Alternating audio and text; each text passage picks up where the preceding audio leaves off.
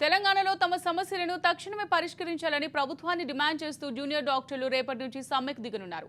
అత్యవసరమైన మినహా అన్ని సేవలను నిలిపివేస్తామని హెచ్చరించారు. ఉపకార వేతనాలు సకాలంలో చెల్లించడంతో పాటు వైద్యులకు రక్షణ, ఉస్మానియా ఆసుపత్రిలో కొత్త భవనాల నిర్మాణాలు చేపట్టాలని ప్రభుత్వాన్ని కోరారు. గత 2 రోజులుగా నల్ల బ్యాడ్జీలు ధరించి జూడాలు నిరసనలు తెలుపుతున్నారు.